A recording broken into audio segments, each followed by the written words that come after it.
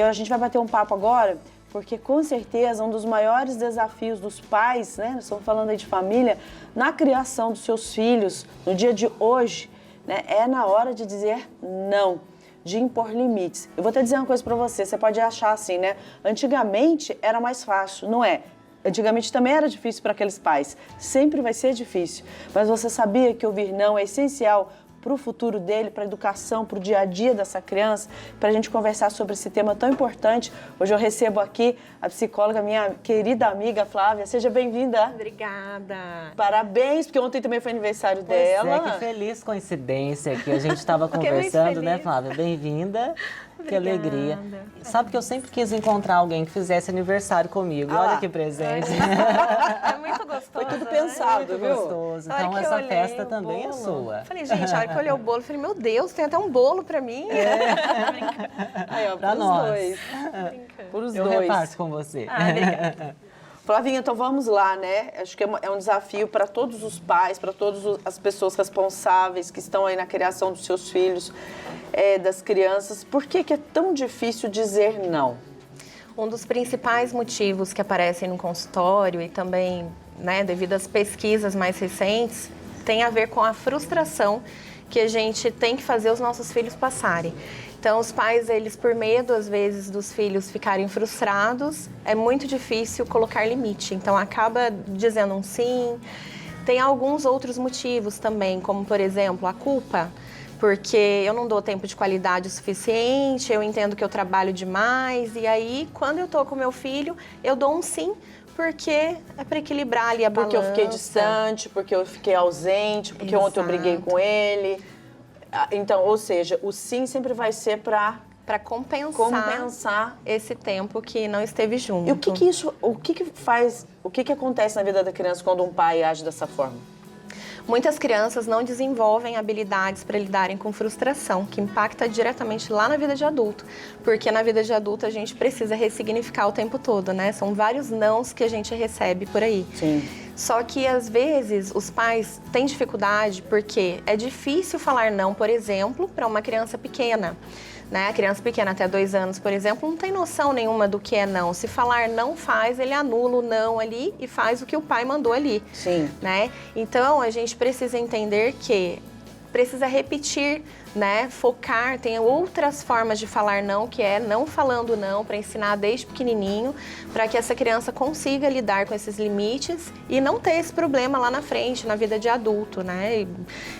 Deu alguma coisa errada, mas assim, eu sou encorajado, eu consigo, eu vou atrás, eu continuo tentando de outra forma. Parece exaustivo ainda dentro dessa pergunta, parece muito exaustivo para o pai, para a mãe, né, que esteve ausente, então por culpa a criança aí vai lá jantar num shopping, vai passear não sei onde, e aí a criança vê um brinquedo muito caro e pede, seria o ideal o não, né? Aí o pai, por culpa, diz sim. Isso é um exemplo? Sim. Aí no fim eu compro o presente para a criança, Exato. que não é nem hora, né? E muitas vezes eu escuto assim, mas eu tenho dinheiro para comprar esse presente. E é aí que eu falo, nem que eu fosse milionária eu daria tudo que minha filha quer. Por quê? O que ela vai aprender sobre limite? Dar valor nas coisas, nas pessoas, né? Entender que também a criança perde muito rápido o interesse. Então, se ela tem, não vai substituir esse tempo de qualidade com os pais, né? Não vai pode até diminuir aquela culpa momentaneamente, mas vai refletir de forma negativa na vida adulta. Então não vale muito a pena esses, né, sims excessivos aí para tampar esse buraquinho da culpa. Não funciona muito a longo prazo, não. Isso na vida adulta traz também os seus impactos, né? Uma pessoa que teve tudo quando é criança, na vida adulta ela vai ter reflexos dessa vida de criança, não é? Exato. A gente vê, sabe, pessoas já trabalhando em empresas multinacionais, quando tem um não, um limite do chefe, né? Aí acaba batendo boca, não aceita, sai falando mal da empresa, por exemplo, quando sai da empresa, né? Às vezes tem que ter um corte. Então, sempre vai tentar culpabilizar uma outra pessoa porque ela não teve aquilo que ela queria. Então, é dolorido para um adulto que recebeu só sim também. Ele tem dificuldades de falar o não e de entender o não que ele recebe hoje. E ainda mais fazer pro filho dele, né? Exato. A tendência é copiar, mas também tem um outro lado, né? Que, como eu recebi muito não, deixa eu falar mais sim pro meu filho. Ou assim, como não tive nada de limite, agora também vou mostrar pro meu filho quem manda. E aí eu falo... Não é assim, né? Exato. Não é assim. Não é um respeito mútuo isso, né? Não é. É de acordo com a fase, é de acordo com a geração, com a situação, né? Por isso que é importante a pessoa se cuidar, né? Por exemplo, nesse exemplo, então, a mãe tá exausta, né? Às vezes um pai... em várias situações, um pai que está sozinho ali com a criança e cansado, né? Então a criança pede aquilo que ele sabe que não é para dar, ele diz não, né? Ele exercita então a repetição do não porque não é o melhor para a criança e a criança começa a fazer birra, né? Abusar daquela situação. Como que lida com isso, Flávia? Você sabe que esse também é um dos motivos principais pelos quais os pais às vezes deixam de colocar limite, né? Eu costumo falar que assim, não é de tudo errado, porque tem aquele dia mesmo que o pai e a mãe vai estar muito cansado, né? E aí para não se indispor com o filho, já ficou tanto tempo ausente, deixa eu dar um pouquinho de carinho aqui, vou escolher a guerra que eu quero hoje, né? Tá. Né? Então, existe muito essa questão também dos pais que não impõem um limite ali para ter paz em casa, né? Mas como lidar com essa situação? Se de vez em quando, tá tudo bem. Mas se torna uma constante ali, né? Todos os dias a criança chorou e eu dei a coisa que ela quer, o que eu estou ensinando para o meu filho? Filho, para você conseguir as coisas, você tem que chorar. Então, é um adulto lá na frente que vai chorar para conseguir as coisas. Mas aí deixa a criança esperneando lá? De forma alguma. Gente, que difícil, né? De forma alguma. Difícil. Acolher o sentimento. Meu filho, eu entendo que você quer muito isso e isso não é negociável aqui em casa, porque a gente tem os nossos combinados. Antes tem que ter, né, um combinado ali. Claro que existem coisas que as crianças ainda não têm juízo para escolher, então não é negociável porque os pais são os mais velhos e eles já têm experiência e sabem que não é saudável. Não é porque, sabe uma coisa que eu falo muito? Tem pais que falam, a gente escuta muito essa palavra, principalmente na Bíblia, cita bastante, né, sobre autoridade, os pais são autoridades. Mas não é no sentido de ser autoridade, eu mando aqui, pronto, acabou, só importa as minhas necessidades. Exato. Tem que ter um equilíbrio para ter aquele respeito mútuo e a criança sentir vontade de cooperar também. Legal. Né? Mas é importante a gente falar sobre isso, porque muitas vezes parece que a gente só tem que falar não. E não é porque eu sou mãe que quem manda aqui sou eu. Minha filha tem necessidade também. Eu sou uma facilitadora de aprendizado para minha filha. Então, em vez de falar, quando as crianças não entendem o não, por exemplo, quando são pequenininhas, eu posso focar no que pode.